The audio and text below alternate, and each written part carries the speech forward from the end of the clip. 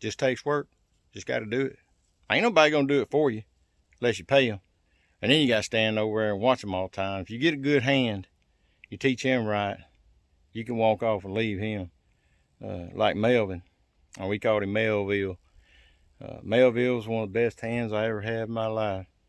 And the boy went on and joined the Marine Corps. Now he's advancing up the ladder. They seen the same thing I seen in him. Leadership qualities out the wazoo. But we got on them rows over there, I got about 10 foot to go. And I'm going to raise them up pretty high, like I said, so they'll settle out. And then we're going to move over to the next one, because I got about 3 rows now to do like I did them other ones. So, hey, I got to get back to work. Ain't nobody going to do it.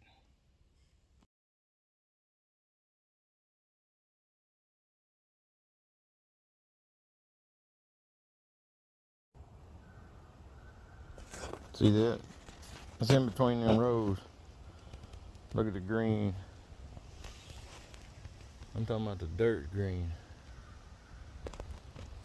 That's when that stuff out of the chicken pen. That's the stuff that was in the middle and the dirt and dust and stuff that weighed down in front of it, down into those rows, and then it rained on it. Those rows are actually, sides of those rows are green. That's the trough right there, and that's up on top of it. But look at that. That's what I was telling y'all about, that green inside there. I have seen people that'll take and plant inside that trough right there, or put the manure inside the trough, and then take the top of that row and the top of that row and rake it over in there, and then plant their seeds on top of that. I don't know what that technique's called, but it works pretty good. I've used it a couple times. But we almost through with the whole thing now. But look at the difference in the colors between these rows right here that we just put that fresh chicken manure in. It's amazing. Just chicken poo, just cleaning out your chicken coop. You get eggs and you get fertilizer. Win-win.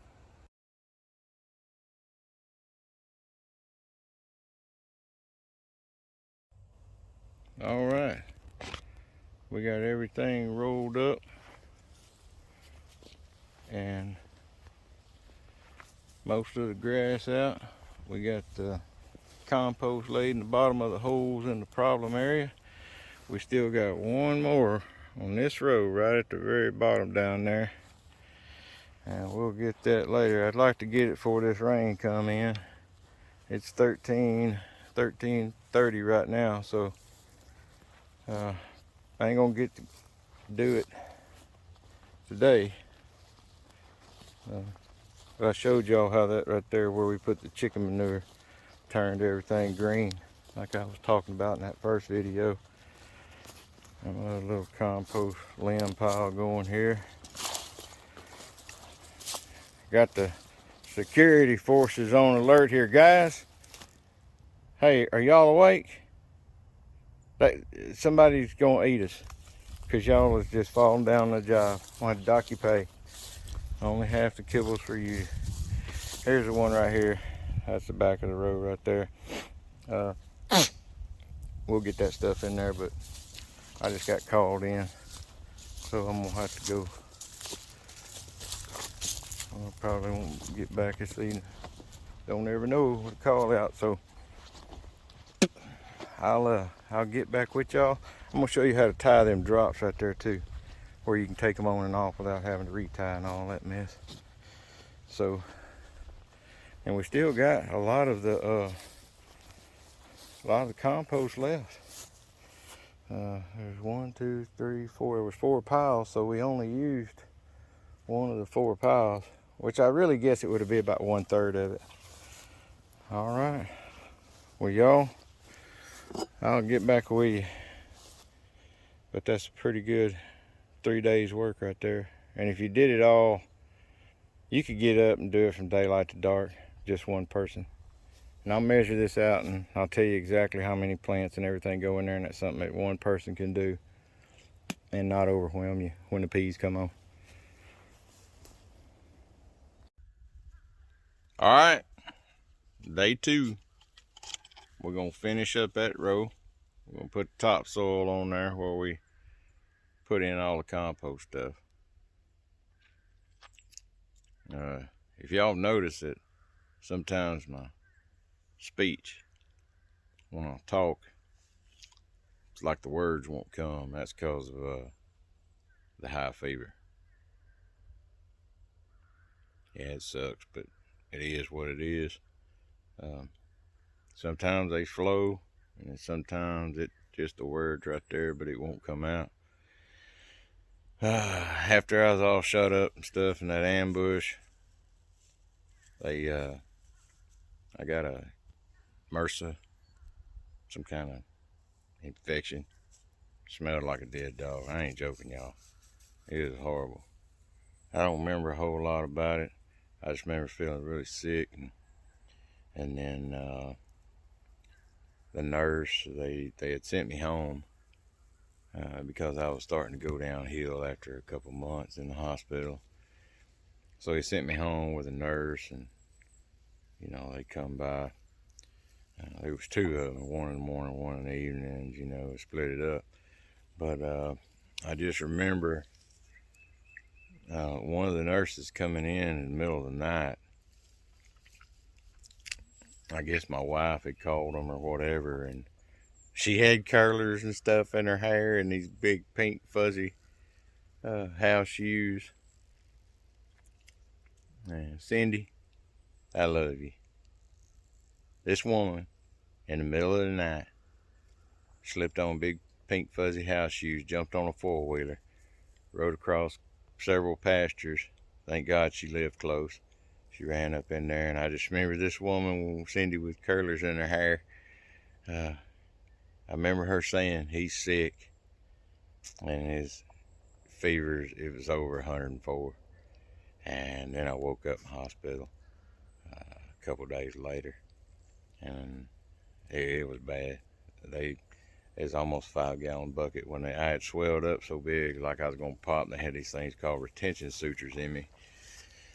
And if they ever tell you you're gonna have to have retention sutures, essentially what it is like piano wire or something with fished through medical grade tubing. They put the tubing through your skin and then the wire through that, and then they tie it in the middle. That's so you won't bust open. Because evidently that must be a thing with that kind of injury to your intestines and guts and chest and stuff. And so I was so swollen that my skin was shiny. My wife said she could almost see herself in my skin. And then when that doctor touched my skin with a scalpel, it just, and it was a relief. I was glad. And that doctor he was right on. He was cool. Colonel Swagel, buddy, I owe you my life. Best surgeon I've ever had.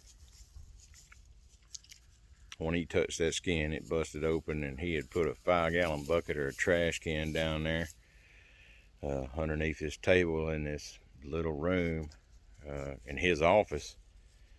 And I'm not sure if that was that time when Cindy was there or if that was the other time, because it happened 3 times. The highest it was 108, almost 109. And that's the one I really don't remember much about. So I'm going to probably say the one with Colonel Swagel was the second one. So he was wearing a white button-down shirt, dress shirt, and did not get a drop of blood on him. The feller was good. And once that stuff drained out, it was almost half a 5-gallon bucket. It was god awful. It smelled like a dead dog, and it ended up eating my abdominal muscles out. Most people's got a 6-pack. I got like 2 1/4 packs.